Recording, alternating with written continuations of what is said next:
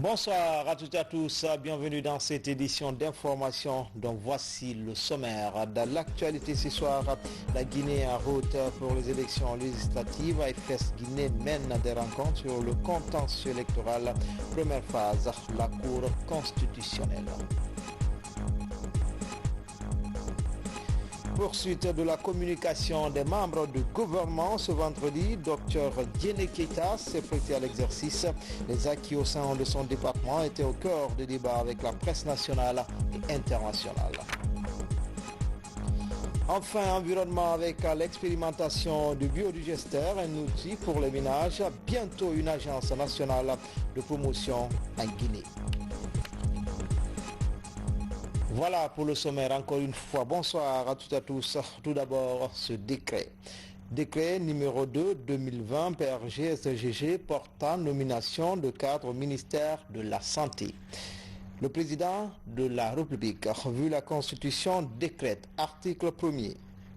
Les cadres dont les noms et prénoms suivent sont nommés dans les fonctions ci-après au ministère de la Santé.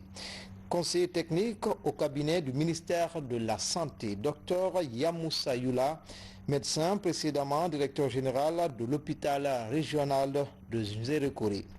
Directeur général de l'hôpital régional de Nzérékoré, Dr Kabakita, précédemment directeur de l'hôpital préfectoral de Kissidougou. Directeur général de l'hôpital régional de Kindia, Dr Diaka Mamadi Sissé, médecin, précédemment directeur général de l'hôpital préfectoral de Gawal. Article 2, le présent décret qui prend effet à compter de sa date de signature sera enregistré et publié au journal officiel de la République Conakry le 24 janvier 2020, professeur Alpha Condé. À la une de l'actualité, le Conseil des ministres a tenu hier sa session ordinaire. Plusieurs sujets ont été débattus, notamment sur le projet de nouvelle constitution. Nous vous proposons un extrait du compte rendu au micro de Bernard Tonguino. Le Conseil a entendu successivement le ministre de la Justice qui a présenté au Conseil une communication relative à la stratégie de vulgarisation du projet de la nouvelle Constitution. Le ministre a informé que dans son adresse à la Nation, le 19 décembre 2019, le président de la République, chef de l'État, en tant que garant de l'unité nationale et de l'intérêt général, a déclaré que, prenant acte des divergences entre les diverses couches de la population au sujet du maintien ou du changement de la Constitution du 7 mai 2010, il a décidé de prendre en compte toutes les préoccupations en confiant au Premier ministre, chef du gouvernement, la mission d'engager une vaste consultation de toutes les couches de la communauté nationale à l'effet de recueillir leurs préoccupations et avis.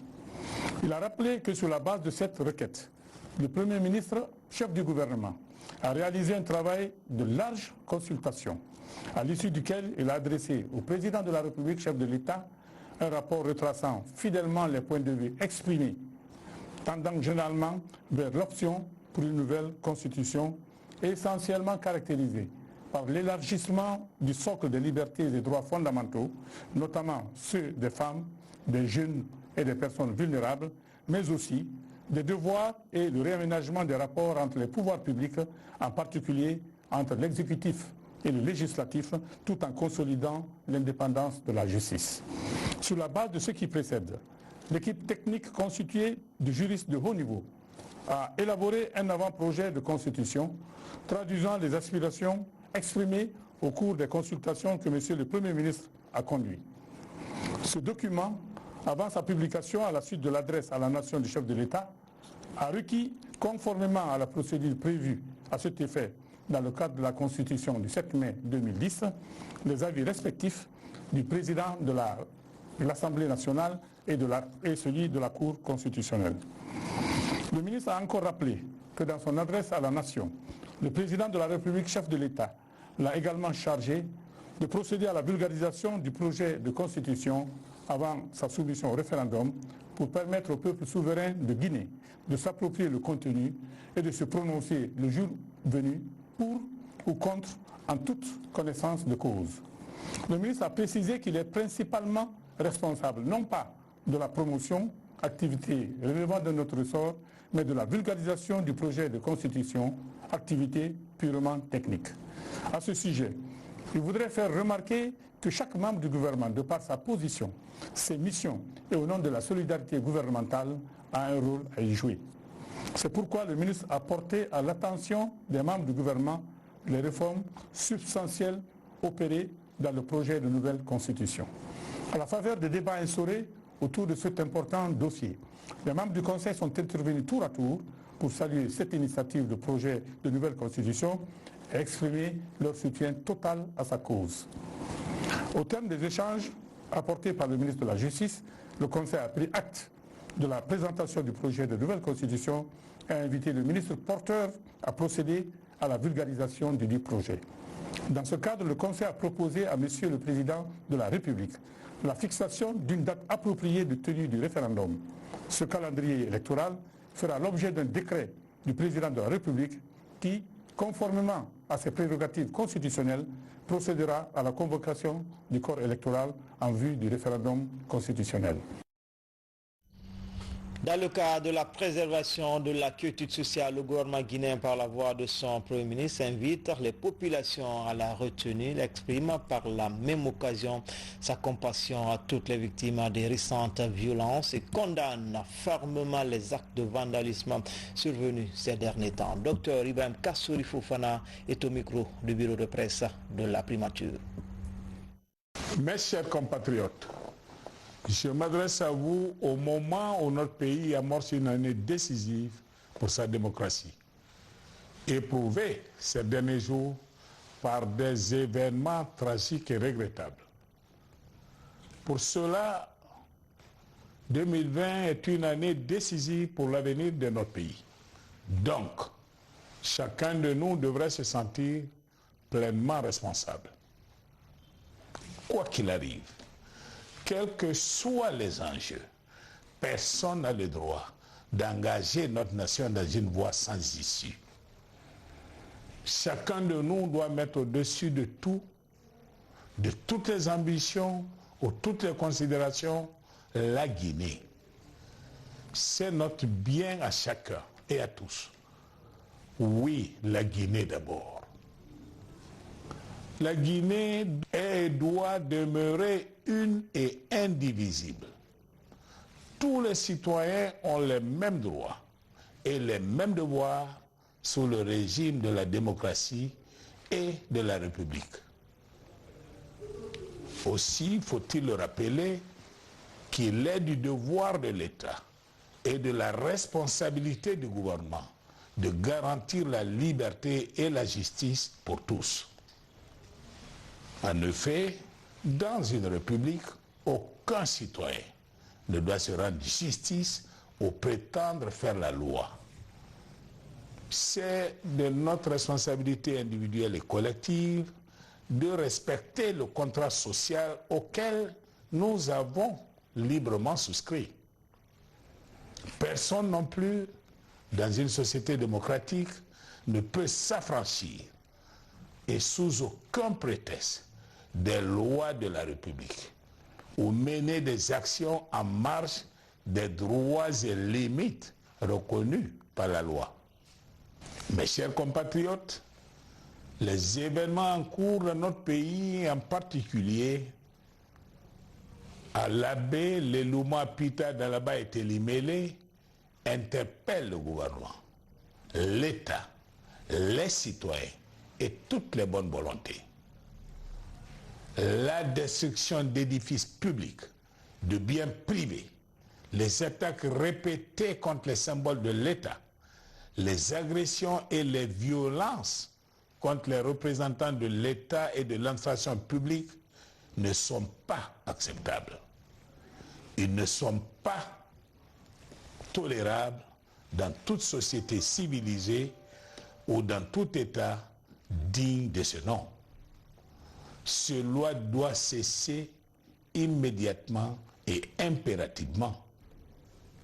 Chers compatriotes, le gouvernement déplore et condamne avec la plus grande fermeté et la plus grande énergie les dérapages de ces derniers jours avec des pertes en vie humaine et des dégâts matériels importants.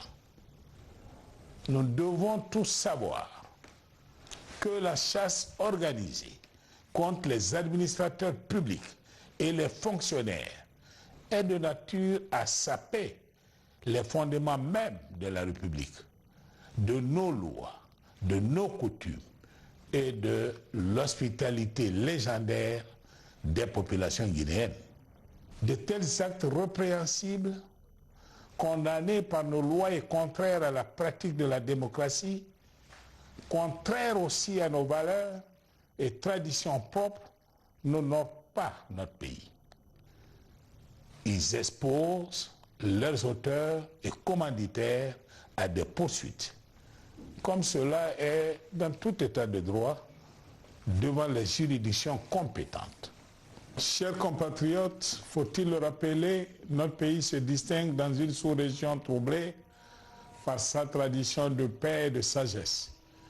Nos populations, quant à elles, sont réputées pour leur hospitalité généreuse, leur tolérance et leur patience à toutes épreuves. Notre pays doit garder ses valeurs, préserver son unité dans son identité plurielle et sa riche diversité. Monsieur le Président de la République, le professeur Alpha Condé, garant de l'unité de notre pays et soucieux de la cohésion nationale, me charge d'exhorter toutes les populations au calme et à la retenue, d'inviter tous les citoyens à ne pas céder à la provocation et aux tentations de violence ou de réaction à la violence. Monsieur le Président de la République, par ma voix, exprime également sa compassion et la solidarité de l'État à toutes les victimes des violences et a instruit par la même occasion le gouvernement de la République à se tenir à leur côté pour le soutien et l'accompagnement nécessaires dans leur quête légitime de vérité et de justice. Mes chers compatriotes, le gouvernement de la République est déterminé à ne pas laisser s'installer dans notre pays un climat de violence contre les populations et de défiance à l'encontre des institutions légitimes de la République. Il n'y a pas d'alternative à la responsabilité si nous ne voulons pas remettre en cause nos acquis démocratiques, si nous ne voulons pas compromettre la paix et la cohésion sociale. C'est la raison pour laquelle le gouvernement est engagé, fermement engagé, à ne ménager ni efforts, ni moyens pour assurer la sécurité des personnes et de leurs biens, et cela sur toute l'étendue du territoire national. Son Excellence, Monsieur le Président de la République, le gouvernement de la République en appelle au sens civique des populations et à la responsabilité des acteurs, de tous les acteurs sociopolitiques et des leaders d'opinion. L'heure est à un véritable sursaut patriotique et républicain de tous les Guinéens. Il n'y a pas d'alternative à la démocratie et aucune solution aux problèmes du pays ne pourrait être trouvée en dehors de nos lois et institutions, dans un dialogue constructif. Mes chers compatriotes, c'est dans les moments difficiles que chacun doit s'assumer face à ses devoirs et face à ses responsabilités. La Guinée est notre seule patrie. Nous devons la préserver à tout prix, et pour nous-mêmes, et pour les générations à venir. C'est une responsabilité individuelle et collective, et devant la nation et devant l'histoire. Vive la République, vive l'unité nationale, vive la démocratie. Dieu bénisse la Guinée et les Guinéens. Comme annoncé dans les titres, tenu à Conakry une rencontre de formation sur la gestion du contentieux électoral. C'est une action d'AFS Guinée, une structure qui œuvre depuis 1987 dans le contentieux électoral. Objectif, renforcer les capacités des assistants d'appui à la Cour constitutionnelle en cette phase électorale. Abraham Christopher Conti, Maurice Sidibé. La phase contentieuse du processus électoral, symbolisée par l'accès à la justice électorale, est un guide de protection des droits à l'issue du scrutin par les parties prenantes. Pour rendre le scrutin crédible et transparent, des acteurs de la justice échangent sur le contentieux électoral en Guinée. L'idée est de renforcer les capacités des assistants et du personnel d'appui de la Cour constitutionnelle à mieux gérer les litiges dans le processus électoral. Il était normal aujourd'hui qu'avant qu'on entame une nouvelle élection, il faudrait qu'on arrive au moins à harmoniser la vision des juges avant même le renforcement de leurs capacités en profondeur. Pour moi, cette formation ou cet atelier aura pour conséquence immédiate, c'est l'harmonisation de la vision des juges sur le déroulement des opérations électorales en matière contentieuse. Mais je vous dis, il faudrait beaucoup d'efforts, beaucoup de temps, beaucoup de moyens pour que nos juges puissent jouer réellement leur rôle en matière électorale. La rencontre qui va durer 2 jours est initiée par la Fondation internationale pour le système électoral AIFES. Son combat est de trouver une solution locale pour une démocratie durable à l'avantage du peuple. L'objectif recherché, c'est de s'assurer que le personnel qui traite les questions de contentieux électoral maîtrise bien les contours en ce qui concerne le cadre légal, en ce qui concerne les procédures et en ce qui concerne même l'esprit et la philosophie, n'est-ce pas, de la gestion du contentieux électoral. L'un des résultats attendus de cet atelier, c'est la maîtrise, la bonne connaissance de l'environnement juridique et institutionnel. Ça, c'est la première chose. Et puis, outiller les juges assistants, le personnel administratif de la Cour à la gestion des dossiers. Au sortir de cette rencontre, la capacité des assistants et du personnel d'appui de la Cour constitutionnelle devrait être renforcée pour une maîtrise totale de la gestion du contentieux électoral. Un guide est élaboré. Il permettra à la Cour d'avoir un œil sur toutes les revendications liées au contentieux électoral. Médias et processus électoral, la haute autorité de la communication s'active au quotidien pour une bonne couverture médiatique. Quelle disposition spéciale pour faire des médias des acteurs de paix sur le sujet de reportage réalisé par Bernard Tonguino. En cette période électorale, la haute autorité de la communication renforce son action d'éveil. Cette institution a pour mission de veiller au respect par les organes de presse des obligations prévues par les lois et règlements en matière de communication en démocratie plurielle. Globalement, de quoi il s'agit? Pendant cette période, la haute autorité de la communication doit faire en sorte que l'ensemble des partis qui participent aux élections puissent bénéficier d'un accès équitable aux médias de service public, c'est-à-dire la RTG, le journal Horea, l'agence guinéenne de presse et les stations de radio rurale qui sont éparpillées sur le territoire national. Ce travail, nous le faisons de concert avec le ministère chargé de l'information et de la communication, et à l'issue de plusieurs réunions avec les représentants de ce ministère, nous avons mis en place le dispositif de couverture des médias publics et des partis politiques engagés dans les élections par les médias publics. Au-delà de la veille à l'accès équitable des partis politiques aux médias d'État, la haute autorité de la communication s'active dans une autre veille, le monitoring des médias audiovisuels. L'opération se passe dans cette salle équipée de matériel spécifique. À partir de ces écrans, le contenu des émissions de toutes les radios et toutes les télévisions du pays est contrôlé. Des images et propos incendiaires sont recherchés. Notre veille porte surtout sur les messages qui sont véhiculés par les leaders d'opinion publique, notamment les partis politiques, les journalistes qui ont pour rôle de suivre dans toutes les régions, dans toutes les villes, toutes les informations qui se passent au niveau des différentes communautés. Car vous n'êtes pas sans savoir que nous devrions avoir une vision forte et positive de nos différentes nations.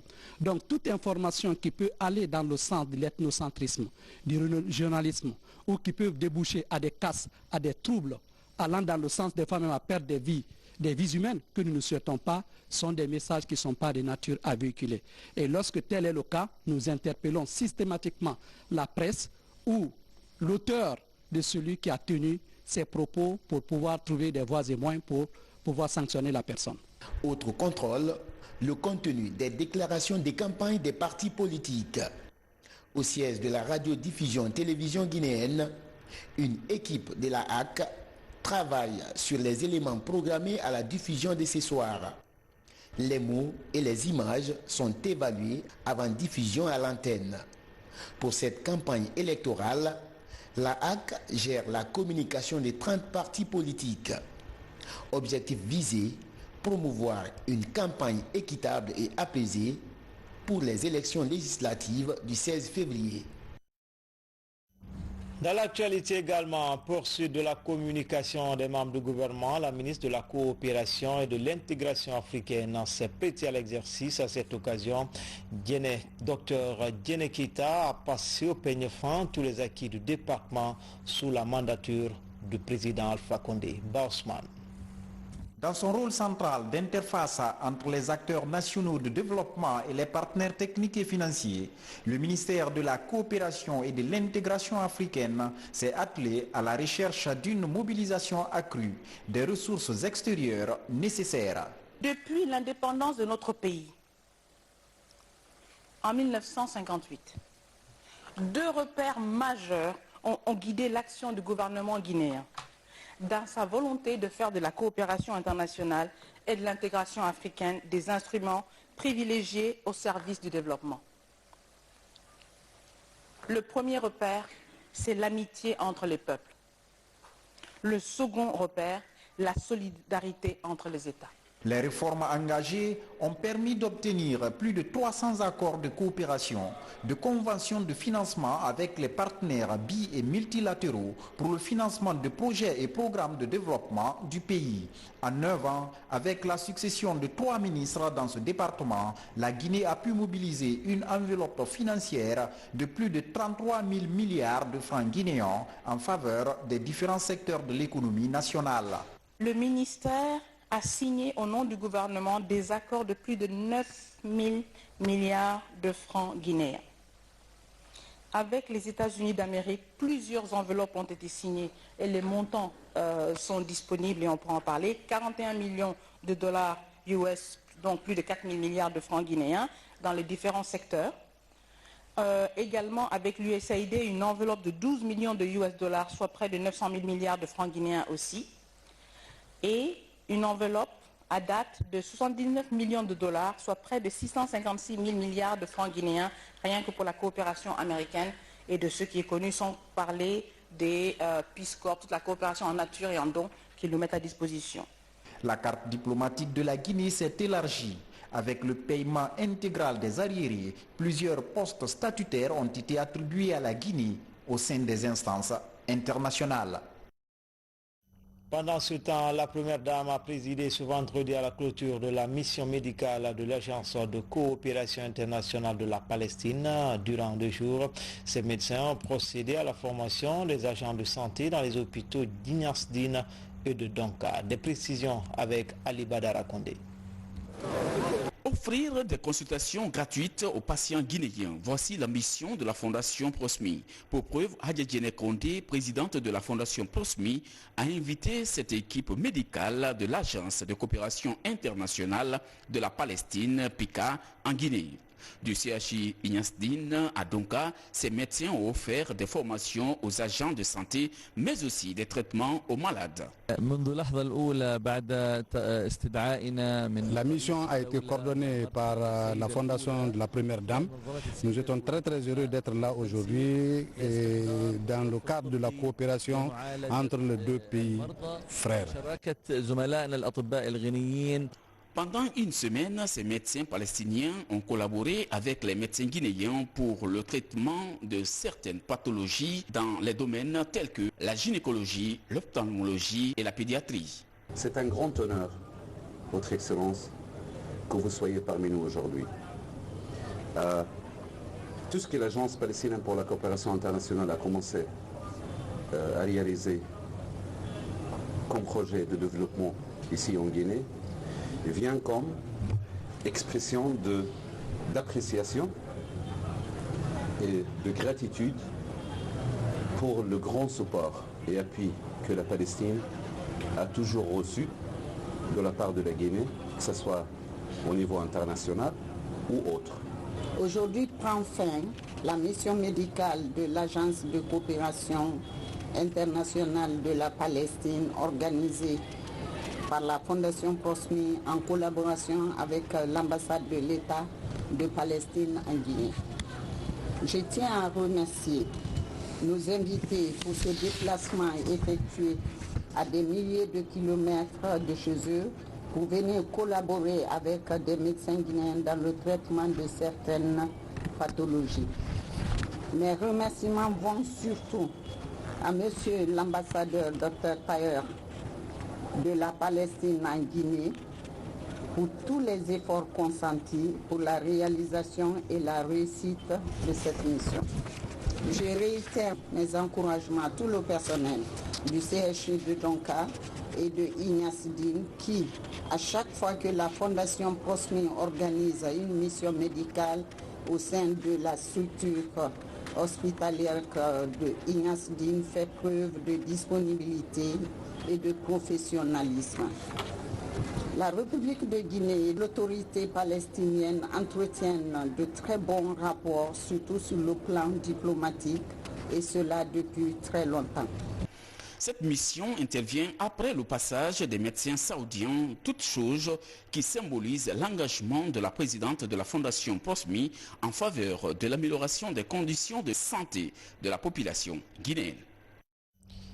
Mise en place du comité technique de lutte contre les faux médicaments, un exercice qui obéit à l'article 36 de la nouvelle loi pharmaceutique, mais également au respect du protocole d'accord signé entre le syndicat des pharmaciens officines privées de Guinée et le ministère de la Santé. Explication, Hadia Toubari. C'est un comité technique de lutte contre la contrefaçon et le marché illicite des produits de santé de 29 membres qui se concertent. Les attributions de l'instance de prise de décision contre les faux médicaments est au cœur de cette première session de travail. Premier acte posé, la désignation des structures coordinatrices des 4 sous-commissions, comme celle de la législation, qui revient à l'Assemblée nationale. Nous avons prévu au niveau de la Commission nationale de mettre en place des sous-commissions qui vont travailler et rendre compte maintenant lors des sessions de commission nationale. Et au niveau de chaque sous-commission, ensemble, nous avons désigné un coordonnateur de la sous-commission qui sera nommé par décision ministérielle pour réfléchir sur donc, les stratégies à mettre en place dans le cadre de la lutte contre la contrefaçon et le commerce illicite des médicaments qu'on appelle couramment le marché illicite. La brigade Medicrime est l'instrument chargé d'appliquer sur le terrain pharmaceutique l'ensemble des décisions prises par les membres de ce comité technique. Une complémentarité régie par les textes de l'article 36 de la loi pharmaceutique récemment révisée. Inaugurée officiellement par les autorités sanitaires il y a quelques jours, la brigade Medicrime ne dispose pas encore de ressources financières suffisantes. Le syndicat est le maître d'ouvrage, n'est-ce pas, de cette opération. C'est pourquoi, au nom de tous les pharmaciens, je dis que nous sommes prêts à mettre la main à la poche pour que cette brigade qui va commencer à aller dès demain ramasser les médicaments. Dans les prochains jours, les commissions préfectorales du comité technique de lutte contre la contrefaçon des produits de santé seront installées dans les 33 préfectures du pays. Une décentralisation pour traquer les importateurs de faux médicaments à tous les niveaux du pays.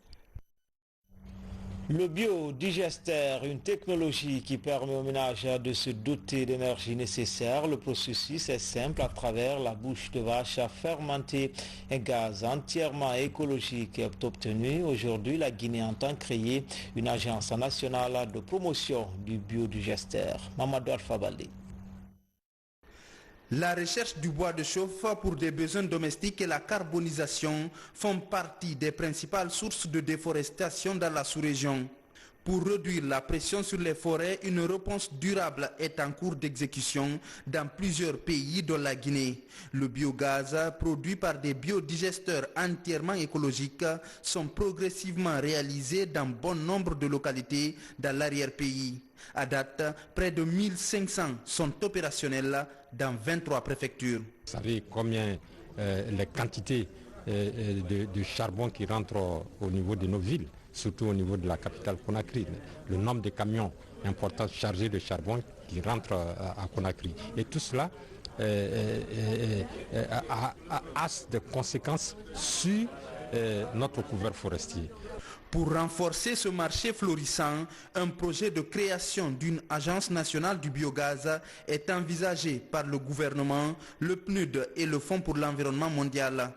Il pourrait favoriser la construction de 5000 biodigesteurs domestiques et semi-industriels capables de fournir de l'énergie pour la cuisson et l'éclairage nocturne. Pour cette raison que nous avons recruté un consultant international qui est venu travailler avec la partie nationale pour faire un diagnostic institutionnel, relever les possibilités de la mise en place d'une agence de biodigesteurs. Aussi préparer un plan d'action, le premier plan d'action quinquennal pour cette agence. Le projet biodigesteur, c'est un projet qui permet de mettre en place une sorte d'économie circulaire. Il met en synergie l'agriculture, l'élevage et l'environnement. Dans les prochains mois, un décret portant création de l'agence est attendu.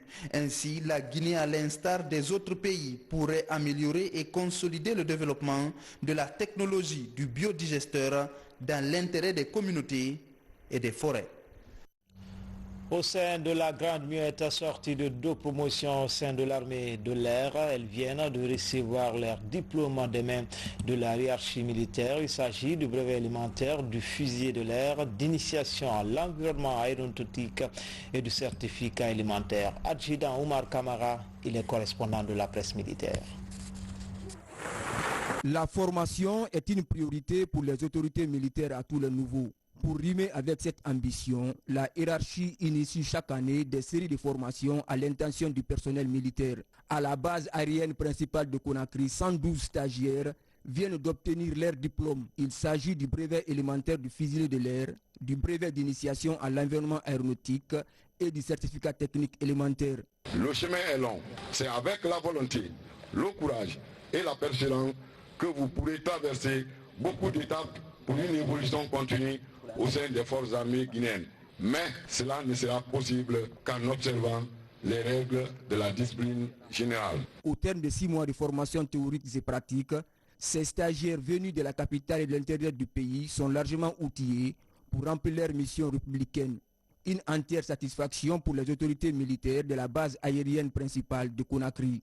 Cette avancée significative des formations sont le résultat concret de la réforme des forces de défense et de sécurité, initiée par son Excellence, Monsieur le Président de la République, le professeur Alpha Condé, et qui illustre une fois de plus que la formation est un élément incontournable au sein des forces armées guinéennes qui consolide la montée en puissance de nos forces de défense et de sécurité afin d'atteindre des objectifs préalablement établis. Depuis 2015, plusieurs promotions ont bénéficié des avantages de cette école de l'armée de l'air. Enfin, le monde en bref, le condensé de l'actualité internationale, les images sont commentées par Daouda Tabansila. Des milliers de personnes se retrouvent privées de leur maison en Côte d'Ivoire. Le quartier autour de l'aéroport d'Abidjan a été démantelé.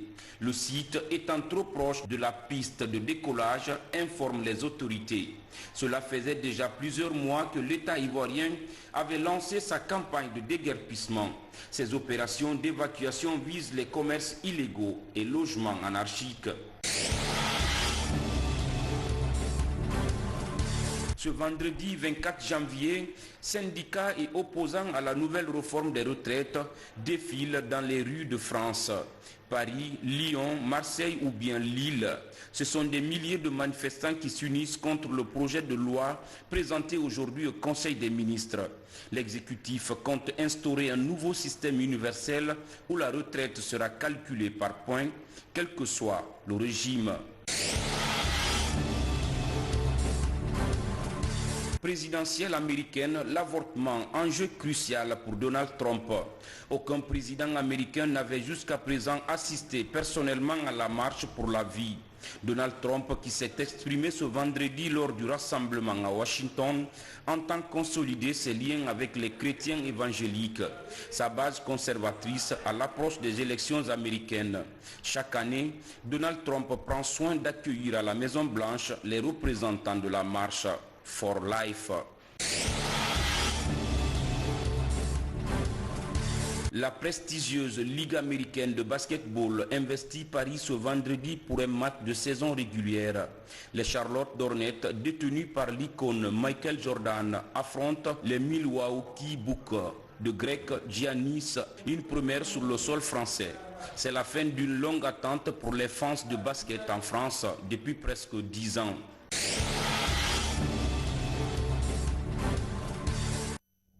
C'était l'essentiel de l'actualité. Toutes ces informations sont à retrouver sur le www.rtgcoloma.info. Tout le plaisir a été pour moi de vous servir. À demain, Inch'Allah.